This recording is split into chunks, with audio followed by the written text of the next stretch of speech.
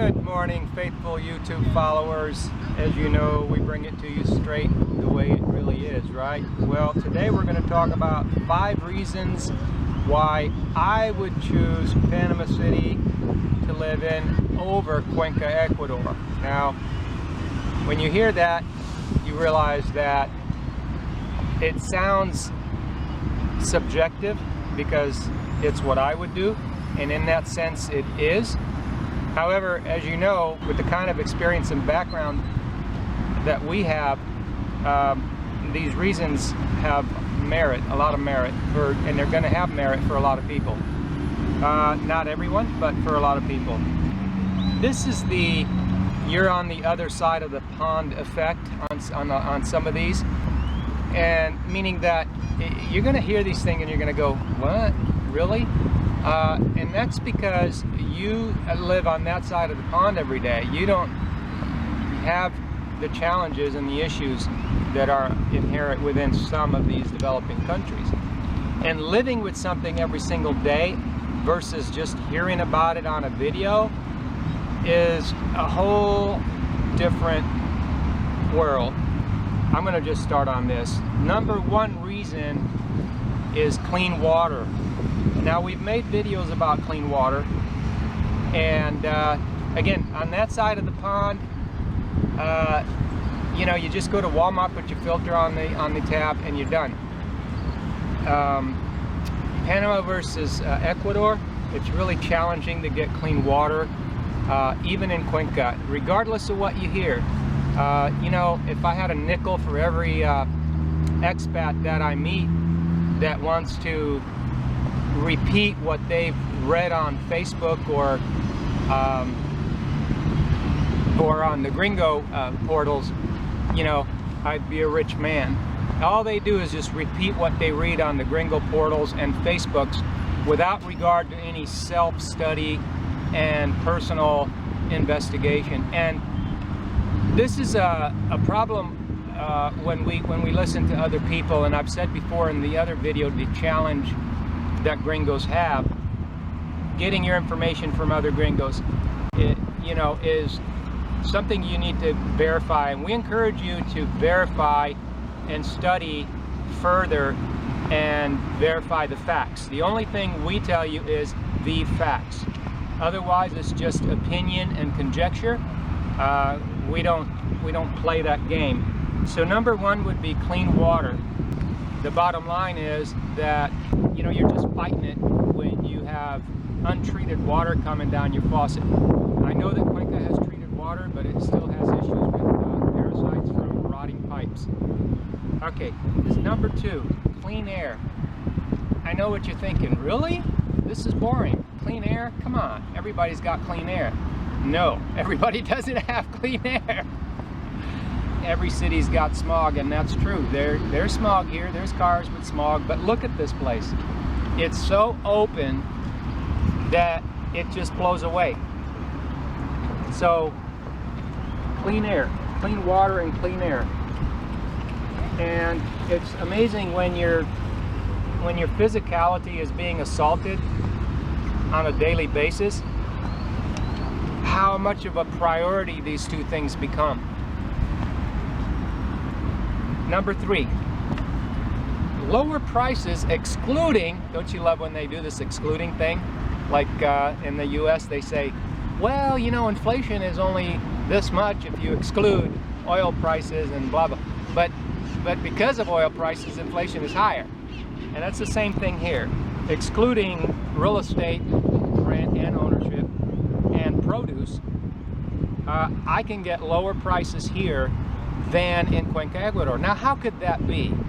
My informed opinion is that Cuenca is not really that big, and it has been named, and so has Panama City. But Panama City, you know, by the RAM magazines, it has been named best place to retire. They both have been named that, but Panama City is a much bigger city than Cuenca, and therefore it does, I don't want to make it sound like it doesn't have the Gringo effect, the Gringo pricing effect. It does, and clearly it's in the real estate and a lot of other things. But I can still get stuff. For example, I can get shrimp here in Panama City. Everybody knows how expensive Panama City is, and yet I can get shrimp here for half the price of what gringos are saying you can get shrimp on YouTube in Cuenca, Ecuador mercados. I can get it for half of that. Now imagine that, you know. So yeah, a professional frugalist gets to the bottom of it. That's what we do. And there are a lot of things that are like that. You kind of have to do a little footwork, but you know, and we're not inviting gringos to do this, because what we're inviting is those that want to have the industrious mindset and not follow other gringos and pay their prices. We don't invite you to pay other gringos' prices. We invite you to pay the local price. That's what we're talking about, the difference. Number 4, it has the international airport right outside of the city, which would be similar to living in Quito, which has, or Guayaquil in Ecuador. However, Quito and Guayaquil don't have the same appeal as hub cities. They're referred to as hub cities, where it's a major landing for airliners to go through your first landing into a country. The hub city of Quito, Guayaquil, and Panama City. To me, they don't really compare, because I wouldn't live in Guayaquil and I can't live in Quito due to the altitude. And so for me, Panama City wins out.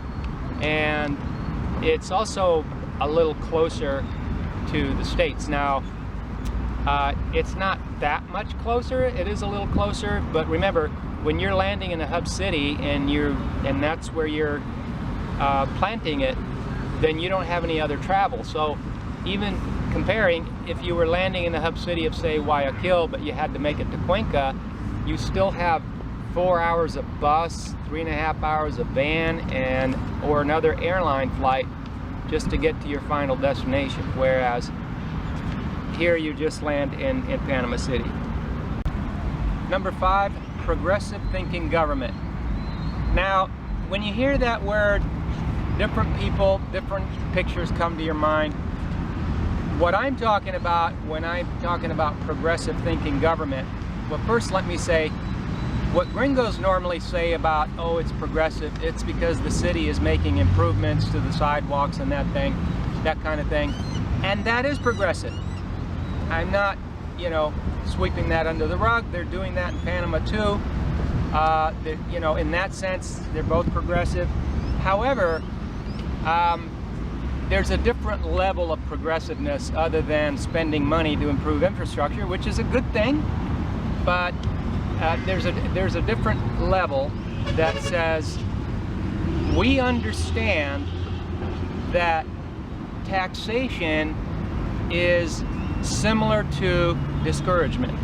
And so I'm not saying that Panama hasn't raised taxes on a lot of things. It has.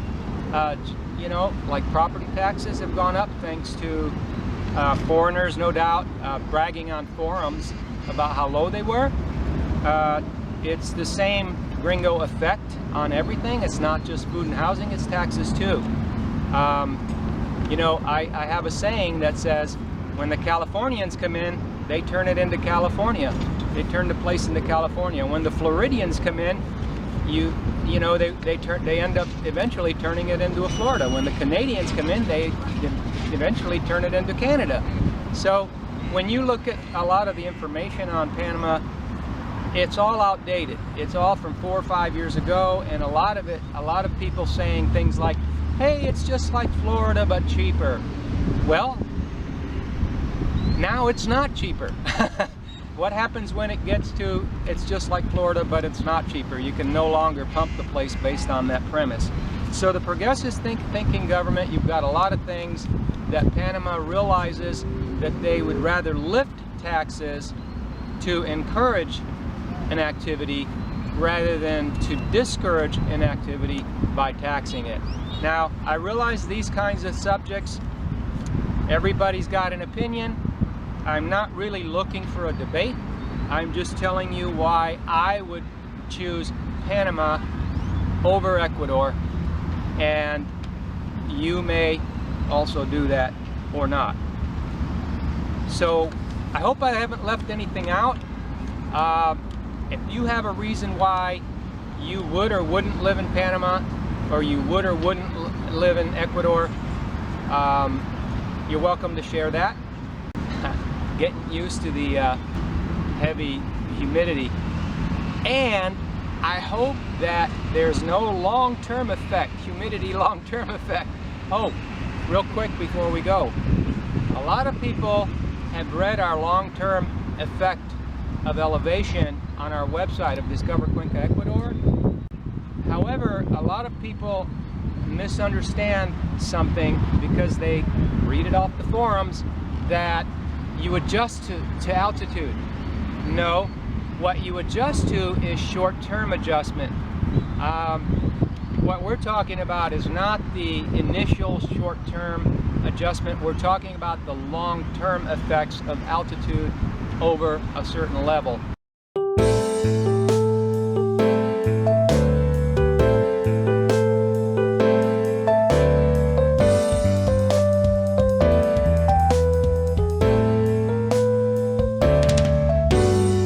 And for that, you can go to the website and read the verifiable facts, discovercuencaecuador.com. Thanks for listening, and have a wonderful day. Frank and Angie in Panama City, May 2018.